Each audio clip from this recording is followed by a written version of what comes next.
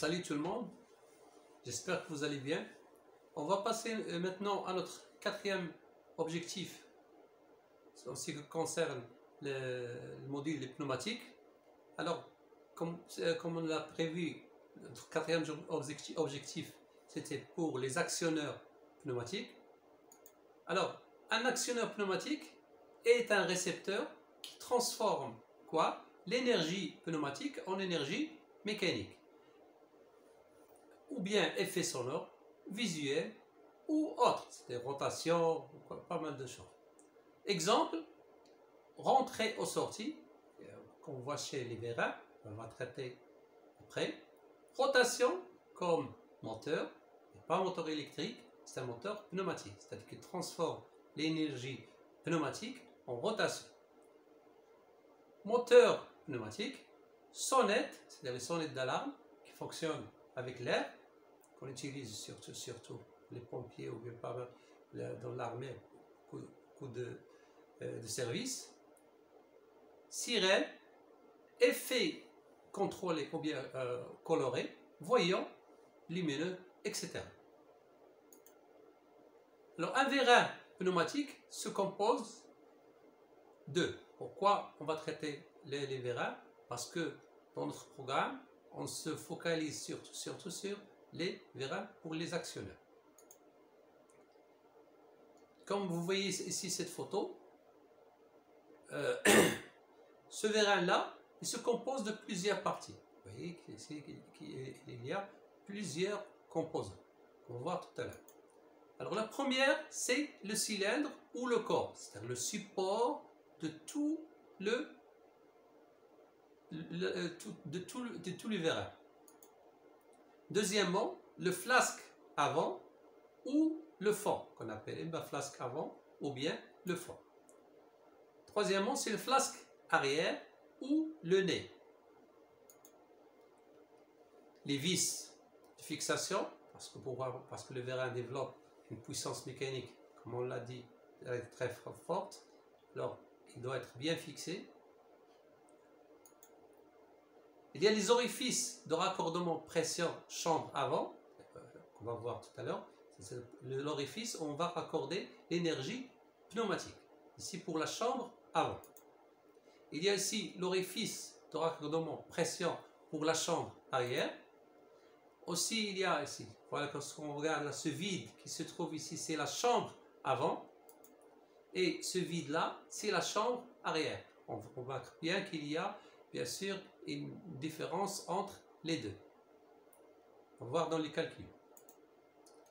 Il y a ici le piston qui subit la pression de l'air comprimé et qui bouge, qui transmet l'énergie pneumatique et la transforme en énergie mécanique avec l'arc qu'on voit ici.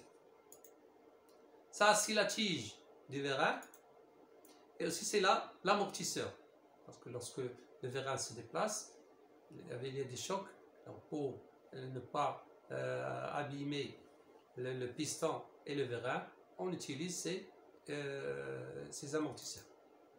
Aussi, il y a un joint racleur et ici il y a le guide piston. Le guide piston, pourquoi? Pour ne pas vibrer ou ça.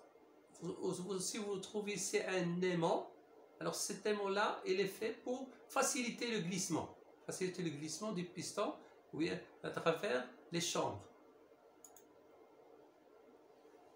Alors on trouve plusieurs vérins. Il y a le vérin double effet qu'on vient de voir tout à l'heure, bien qu'on va le décrire. Il y a le vérin simple effet. Il y a le vérin simple effet, il est un peu différent. L'autre, il est commandé de deux orifices. C'est-à-dire la sortie, il est commandée de ce point-là. Et la rentrée, elle est commandée de ce point-là, cet orifice-là. Alors par contre, que le vérin simple effet, il est commandé d'un seul orifice. Voilà ce qu'on voit ici. Mais la rentrée, la sortie, elle est commandée de cet orifice pour faire sortir le vérin. Mais la rentrée, elle est commandée automatiquement par ce ressort-là, pour ce vérin-là. Il y a des vérins simple effet qui n'ont pas ce ressort. Alors la rentrée, elle est faite mécaniquement, sous l'action d'un poids ou d'une force extérieure. Mais toujours, il a un seul orifice d'entrée pression.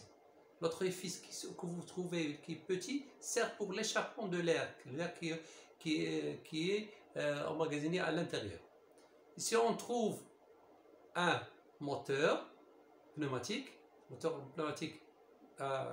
double sens, parce qu'il reçoit la pression de ce côté-là, il tourne par exemple de gauche à droite, la pression de ce côté-là, il tourne de droite à gauche, ou bien le contraire.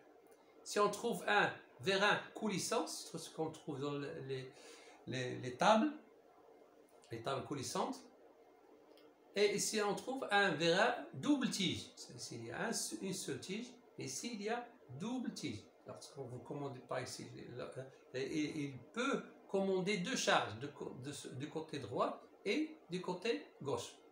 Si on trouve une autre sorte de moteur pneumatique, ce sont les voyants lumineux, parce qu'ils reçoivent une pression ici, il y a un petit joint qui tourne et vous allez voir la couleur. On va voir tout ça dans l'atelier. Et voici, comme on a dit, les sonnettes ou bien les sirènes pneumatiques. On vient de finir notre petite séance pour connaître ou bien pour savoir les différents types de vérins et actionneurs dont on aura besoin pour notre cours. On va passer maintenant à questions, comme toujours, exercice d'application. Veuillez répondre aux questions suivantes. Citez les différents actionneurs pneumatiques que vous connaissez. Alors, voilà, je viens de les expliquer. Quel est le rôle d'un vérin pneumatique? À quoi il sert un vérin pneumatique? Quelle est la différence entre un vérin simple effet et un vérin double effet? Nommez les différentes constituants du schéma ci-dessus. Donc, devoir rendre avant le samedi prochain, Inch'Allah. Alors, on vient de finir notre séance. C'était avec vous, Amali Hassan, CFHN Hainada Rabat. Merci de votre attention et à la prochaine, Inch'Allah.